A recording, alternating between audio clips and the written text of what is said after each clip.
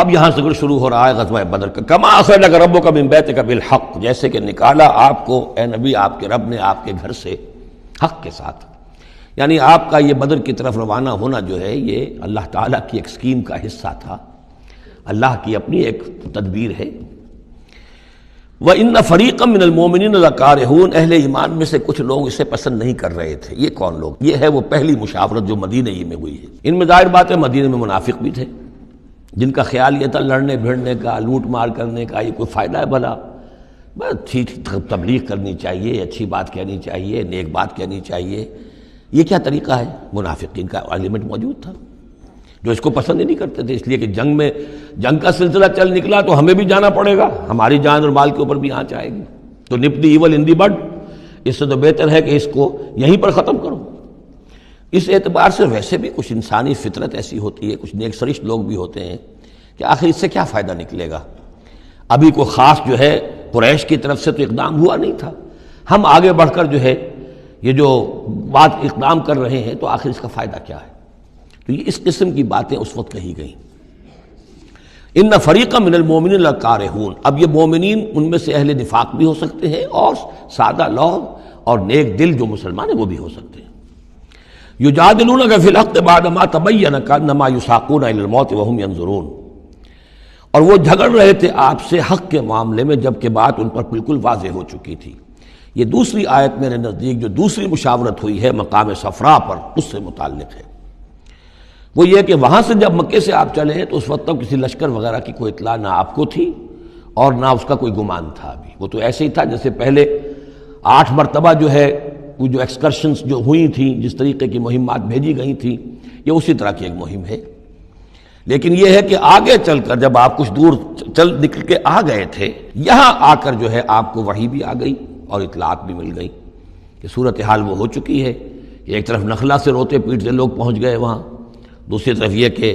ادھر سے ابو سفیان کا جو ہے ایلچی پہنچ گیا چیختا چلاتا ہوا، اور 1000 کا لشکر لے کر ابو جہل نکل پڑا ہے بدر کی طرف. اب وہ بدر کی طرف آ رہا ہے، ادھر سے قافلہ بدر کی طرف آ رہا ہے شمال سے. اس وقت اللہ تعالیٰ نے فرمایا، اور یہ مشاورت جیسا کہ میں نے کہا تھا جیسے کہ حضرت طالوت نے کی تھی، ایک آزمائش اپنی فوج کی کہ جو اس دریا میں سے پانی پیے گا سیر ہو کر پیے گا اس کا مجھ سے کوئی تعلق نہیں. اسی طرح کا آپ نے مشاورت کا معاملہ اللہ تعالیٰ کے حکم سے مسلمانوں کے سامنے رکھ دیا. بعدما تبین کانما یساقون الی الموت، تو لوگ ایسے محسوس کر رہے تھے جیسے انہیں دھکیلا جا رہا ہو موت کی طرف. وہم ینظرون، اور وہ دیکھ رہے ہوں. ظاہر بات ہے یہ کیفیت تو کٹر جو منافق تھے وہاں پر انہی کی ہو سکتی تھی.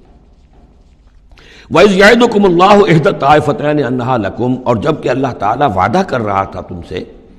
کہ ان دونوں گروہوں میں سے ایک تمہیں مل جائے گا، ایک پر تمہاری فتح گارنٹیڈ ہے. وَتَوَدُّونَ أَنَّ غَيْرَ ذَاتِ الشَّوْكَةِ تَكُونُ لَكُمْ، اور اے مسلمانوں تم یہ چاہتے تھے کہ ادھر جاؤ جدھر کے کانٹا لگنے کا کوئی اندیشہ نہ ہو، اس لیے کہ بمشکل 50 یا 100 آدمی تھے اس قافلے کے ساتھ، اور اونٹ تھے بے شمار، اور جو میں نے آپ کو بتایا بہت بڑی مقدار کے اندر جو ہے 50,000 دینار کا جو مال تھا ان کے پاس، تو ان کو تو آسانی سے قابو کیا جا سکتا تھا، اس میں اندیشہ کم تھا. پھر دلیلیں بھی عقلی آ گئی ہوں گی کہ حضور ہمارے پاس تو کچھ ہتھیار بھی نہیں ہے، کچھ نہیں ہے، ہم تیاری کر کے مدینے سے نکلے ہی نہیں ہیں،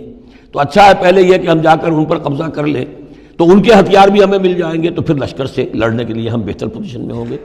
تو عقل و منطق بھی یہ گویا کہ ان کے ساتھ تھی. وَيُرِيدُ اللَّهُ أَن يُحِقَّ الْحَقَّ بِكَلِمَاتِهِ، اور اللہ یہ چاہتا تھا کہ اپنے بات کو اپنے فیصلے کے ذریعے سے حق کا حق ہونا ثابت کر دے. وَيَقْطَعَ دَابِرَ الْكَافِرِينَ، اور کافروں کی جڑ کاٹ دے. یہ قطع دابر القوم الذین ظلموا، کافر قوم کی جڑ کاٹ دی گئی جو ہم پڑھ کر آئے سورہ اعراف میں. اللہ کا ارادہ یہ تھا اگر عام جو دنیاوی قواعد و ضوابط ہیں، فزیکل لاز ہیں، اس کے تحت یہ ہوتا تو اتنی بڑی بات ہی نہ ہوتی. اسے یوم الفرقان بنانا تھا کہ نمایاں ہو جائے کہ اللہ کس کے ساتھ ہے، حق کدھر ہے. اور یہ اسی وقت ہو سکتا تھا جبکہ یہ کنٹراسٹ برقرار رہتا کہ بے سر و سامان 313 گئے ہیں اور کیل کانٹے سے لے 1000 کے ساتھ ان کا مقابلہ ہوا ہے اور پھر انہیں اللہ نے فتح دی ہے. لہذا اللہ کی مرضی کچھ اور تھی. یرید اللہ ان یحق الحق بکلماتہ ویقطع دابر الکافرین، اللہ چاہتا تھا کہ اپنی باتوں کے ذریعے سے حق کا حق ہونا ثابت کر دے اور کافروں کی جڑ کاٹ دے. یہ یحق الحق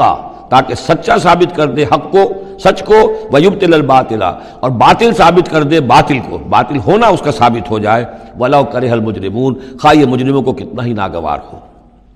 استستغیثون ربکم، یاد کرو جب کہ تم اپنے رب سے استغاثہ کر رہے تھے، دعائی دے رہے تھے کہ اللہ اب ہماری مدد فرما، فاستجاب لکم، تو اللہ نے تمہاری دعا کو قبول کیا تھا، انی ممدکم بالف من الملائکۃ مردفین، کہ میں تمہاری مدد کروں گا 1000 ملائکہ سے جو لگاتار آئیں گے، پے بپے آئیں گے۔ 1000 کا لشکر آیا ہے نا، تو 1000 فرشتے ہم تمہاری مدد کے لیے بھیج دیں گے۔ وما جعلہ اللہ الا بشرا،